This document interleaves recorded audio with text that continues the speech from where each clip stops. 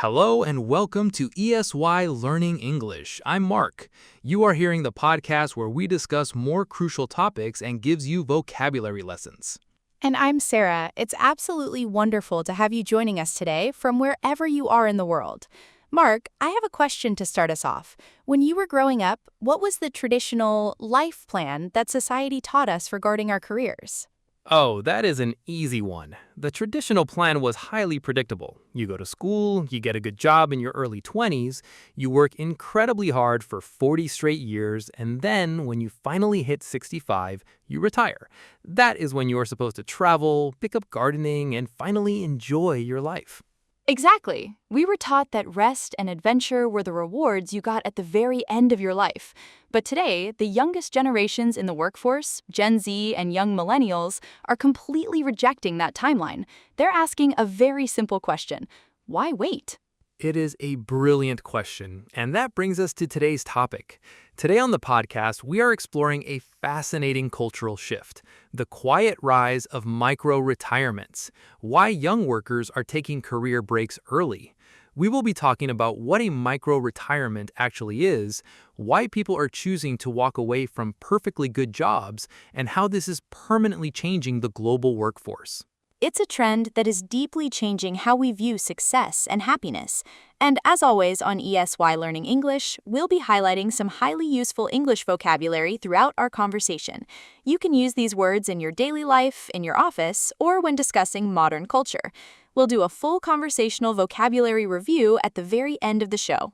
But before we get into the details, Sarah, it is time for our signature quiz question.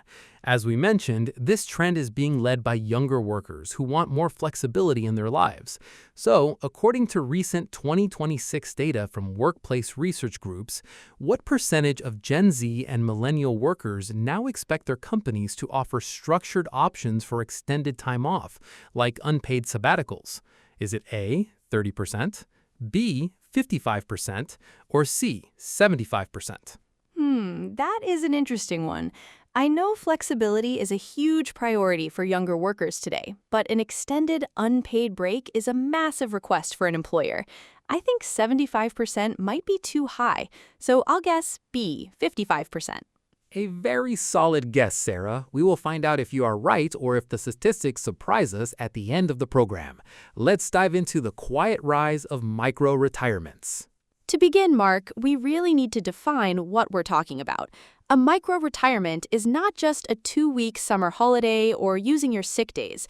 It's a deliberately planned extended break from paid employment that lasts anywhere from several months to a couple of years, taken during the early or middle part of your career.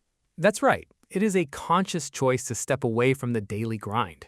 Some people use this time to travel the world, others use it to go through fertility treatments, take care of their mental health, or even start a side business. Crucially, they view this as not just time off, but as an intentional life design choice. They want to distribute their rest and meaning throughout their entire life rather than saving it all for age 65. And this is distinctly different from a traditional sabbatical. Our next vocabulary word is sabbatical. A sabbatical is an extended period of leave granted by your employer, often to university professors or senior corporate staff, usually for study or research. But the key difference is that with a sabbatical, you have a guaranteed job to return to, and it's usually paid. Exactly. Micro-retirements are much more self-directed. A worker might literally resign from their company, live off their savings for 9 months, and figure out their next career step later. So the big question is, why now? Why in 2026 are young professionals in their late 20s and 30s voluntarily leaving stable incomes? Experts point heavily to the death of hustle culture. Hustle culture is a societal belief that you must constantly work, grind, and be productive at all hours of the day to be valuable. For a long time, hustle culture was glamorized. People bragged about working 80-hour weeks. But the COVID-19 pandemic caused a massive global reckoning. Young people watched their parents work themselves to the bone only to face health issues or company layoffs just before reaching retirement age. It caused a deep sense of disillusionment. Disillusionment is a great word. It means a feeling of disappointment resulting from the discovery that something is not as good as one believed it to be. The promise of the traditional corporate ladder turned out to be false for many people. And paired with that disillusionment is the very real physical reality of burnout. Burnout is a state of severe emotional, physical, and mental exhaustion caused by excessive and prolonged stress. A recent study found that nearly 70% of workers experience pre-burnout symptoms like severe fatigue and lack of motivation. It's heartbreaking. Gen Z workers are facing always-on communication, blurred boundaries between remote work and home life, and extreme cost of living stress. They're looking at the math and realizing, I might never be able to afford a house, and I might not get a pension. I could be working into my 70s. Exactly. So instead of letting burnout destroy their mental health, they're actively choosing to pause, travel, and enjoy their youth and health right now. They want to experience life while their knees still work. But Mark, we have to talk about the elephant in the room, the money. How on earth does a 28-year-old just quit working for a year? Critics argue that this trend is only for the highly privileged. That is a very valid criticism. It certainly requires a financial safety net. But researchers note that these breaks are rarely impulsive snap decisions. People who take micro-retirement spend years aggressively saving. They might live with their parents to avoid paying rent, or they pay off their student debts and save a massive portion of their income specifically for this leap. I also read that many remote professionals utilize geo-arbitrage. They save up in a strong currency, like US dollars or British pounds, and then move to a country with a much lower cost of living, like parts of Southeast Asia or South America, so their savings stretch for a year instead of a few months. It requires strategy, grit, and giving up short-term luxuries. Many of the young people taking these breaks also don't have kids or mortgages yet, which gives them the freedom to step away. Their careers are no longer linear. That brings us to another great vocabulary word, linear. If something is linear, it progresses straight from one stage to another in a single series of steps. The old career path was linear: junior, manager, director, retirement. Now, careers are squiggly. They have pauses, steps backwards, and complete changes in direction. This completely non-linear approach to work is forcing major companies to reassess their hiring strategies. To reassess means to consider or evaluate a situation differently than you did before. For decades, if a hiring manager saw a 6-month gap on a resume, it was a massive red flag. They assumed the person was lazy or unhireable. But today, if companies reject every resume with a career break, they'll miss out on top-tier talent. Smart HR managers are starting to realize that an employee who took a micro-retirement to travel or learn a new language is coming back highly energized, more resilient, and with a fresh perspective. And companies are realizing they have to offer this flexibility if they want to retain their best staff. Our final vocabulary word is retain. To retain means to keep possession of something.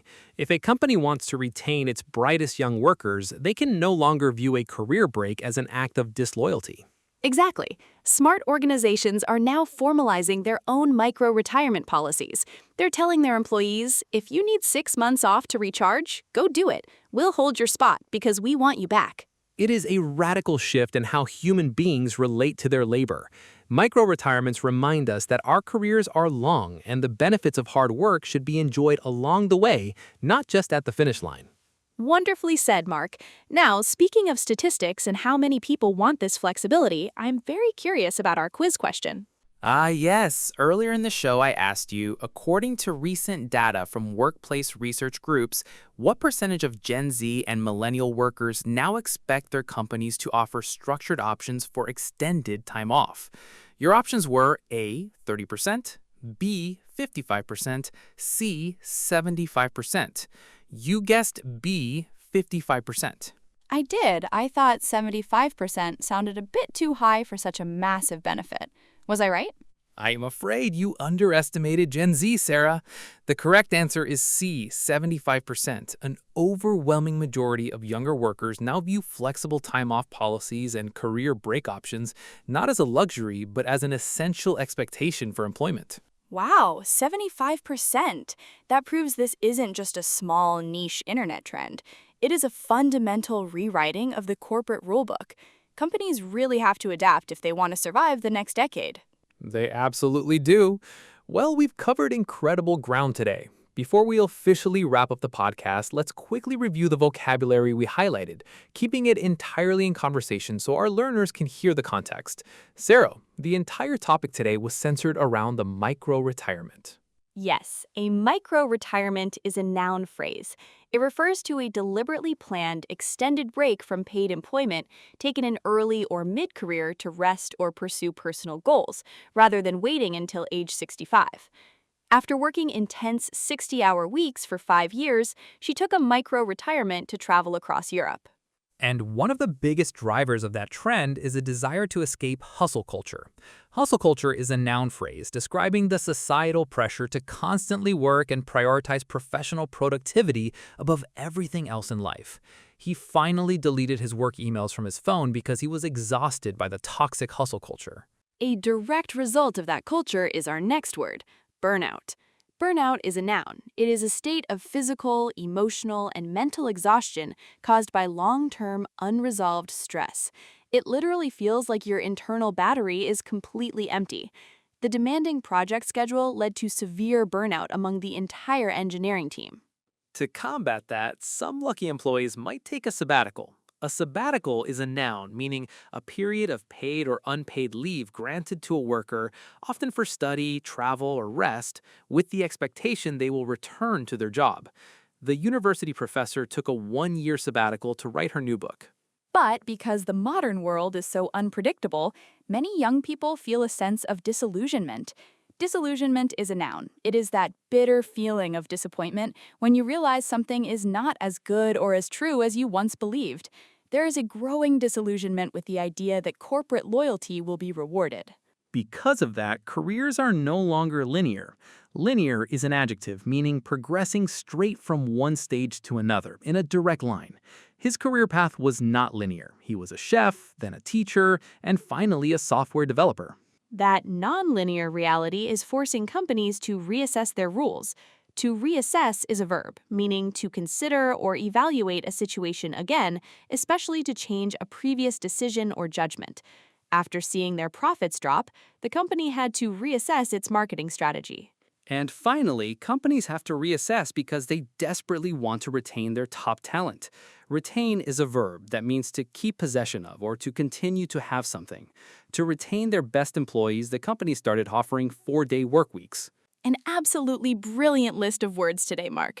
And that brings us to the end of a very long, very insightful episode. We hope all of you listening learned something valuable today, both about the shifting global workplace and about the English language. If you enjoyed this extended discussion, please make sure to subscribe to the ESY Learning English channel. We publish deep dives into culture and language every single week. And we have a question for you. Let us know in the comments below. If money was no object, what would you do with a 6-month micro-retirement? I would definitely learn to sail. We can't wait to read your comments. Until next time, keep practicing your English, stay curious, and goodbye. Goodbye, everyone. Speak to you soon.